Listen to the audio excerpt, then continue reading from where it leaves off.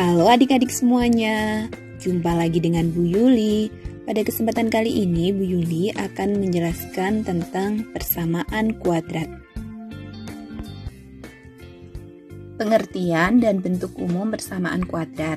Persamaan kuadrat atau ditulis lengkap itu persamaan kuadrat satu variabel adalah suatu persamaan dengan pangkat tertinggi dari variabelnya adalah 2. Nah, di sini bentuk umumnya Bu Yuli tuliskan AX kuadrat ditambah BX ditambah C sama dengan 0.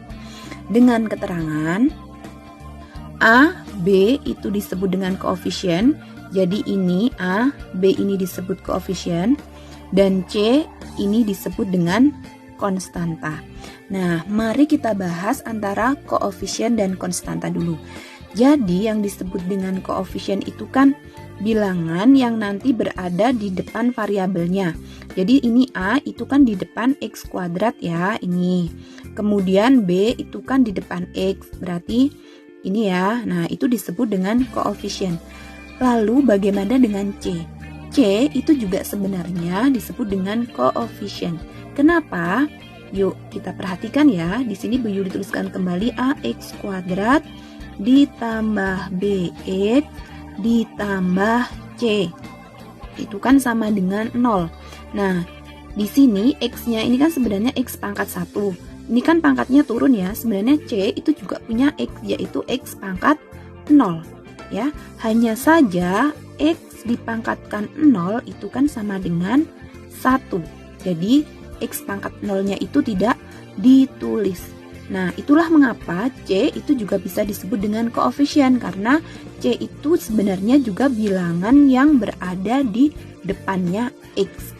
Nah, namun karena X-nya itu pangkat 0 sama dengan 1, maka C itu diberi nama khusus, yaitu konstanta.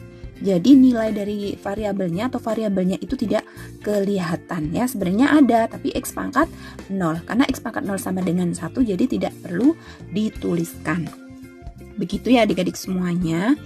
Oke, selanjutnya di sini X itu disebut dengan variabel atau peubah gitu ya.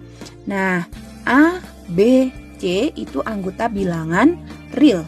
Dengan A itu tidak boleh sama dengan 0. Kenapa A tidak boleh sama dengan 0? Ya, karena kalau A-nya 0, 0 dikalikan X kuadrat itu kan 0. Nah, nanti jadinya bukan persamaan kuadrat karena pangkat tertingginya jadinya 1. Ya kan? Karena AX kuadratnya itu 0.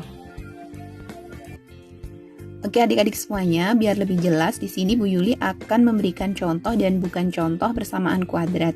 Yang pertama adalah Bu Yuli akan memberikan contoh persamaan kuadrat. Jadi contoh persamaan kuadrat adalah X kuadrat ditambah 5X ditambah 6 sama dengan 0. Nah, ini disebut dengan persamaan kuadrat. Kenapa? Karena nih pangkat tertinggi dari variabelnya adalah 2 dan depan X kuadrat atau koefisien dari X kuadrat itu di sini bukan 0 ya, tapi di sini sebenarnya ada angka 1 namun tidak ditulis. Seperti itu ya. Nah, penjelasannya seperti ini. Berarti A itu kan di depan X kuadrat ya. Nah, di depan sini ya. Nah, sini sebenarnya ada bilangan 1. Kemudian B-nya itu di depannya X itu 5. C-nya itu ini ya, berarti 6. Oke, contoh persamaan kuadrat selanjutnya yaitu 2x kuadrat ditambah 3 sama dengan 0. Oke, di sini ini disebut persamaan kuadrat ya. Nih, ini pangkat tertingginya 2 dan koefisien dari x kuadratnya di sini 2, bukan 0. Jadi kalau ada contoh seperti ini berarti A-nya itu sama dengan 2, B-nya berapa? B-nya kan tidak ada ya, berarti B-nya 0. Bukan tidak ada, sebenarnya ada, cuman karena nilainya 0 kemudian 0 dikalikan X itu kan 0 ya. Nah, seperti itu. Kemudian C-nya 3. Oke, selanjutnya Bu Yuli akan memberikan contoh bukan contoh. Apa ya? Contoh bukan contoh. Iya, bukan contoh persamaan kuadrat. Nah, yang bukan contoh, contohnya. Yang bukan contoh, contohnya ya. Oke. 3 X pangkat 3 ditambah 3X dikurangi 2 sama dengan 0. Ini bukan contoh persamaan kuadrat.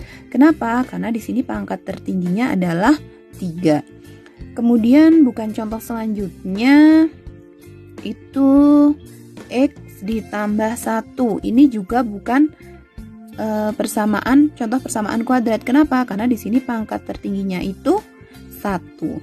Oke, adik-adik semuanya, semakin jelas kan ya?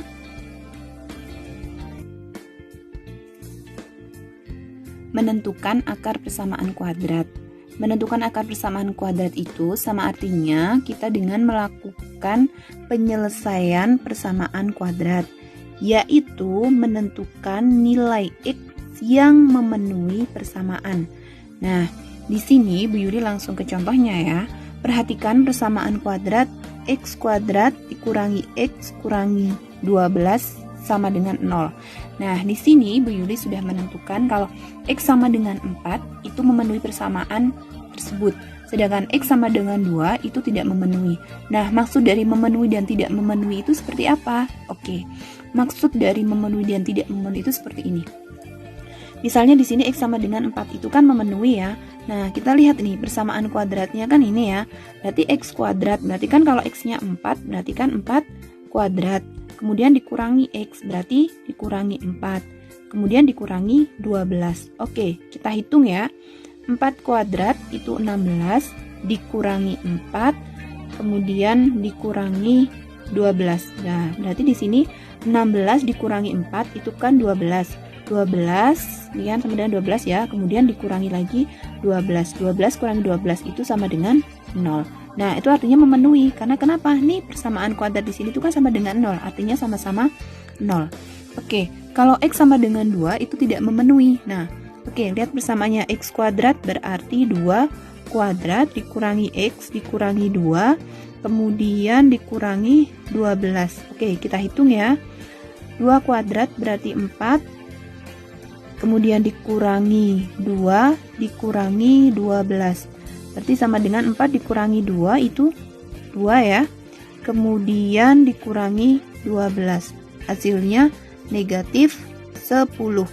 Nah, ini sama dengan negatif 10, sedangkan di sini harus sama dengan 0. Artinya X sama dengan 2 itu tidak memenuhi persamaan. Nah, untuk selanjutnya kita akan belajar nanti bagaimana sih mencari akar dari persamaan kuadrat atau mencari nilai X yang memenuhi persamaan. Oke, selanjutnya Bu Yuli akan menjelaskan cara menentukan akar persamaan kuadrat. Jadi cara kita menentukan nilai X yang memenuhi persamaan kuadrat. Cara yang pertama adalah dengan memfaktorkan ya. Kemudian cara yang kedua adalah dengan melengkapkan kuadrat sempurna. Kemudian cara yang ketiga adalah dengan rumus ABC. Penjelasan mengenai cara menentukan nilai X yang memenuhi persamaan kuadrat, baik itu cara pemfaktoran atau cara dengan melengkapkan kuadrat sempurna ataupun dengan rumus ABC akan ada di video selanjutnya. Oke, ditunggu ya. Selamat belajar semuanya.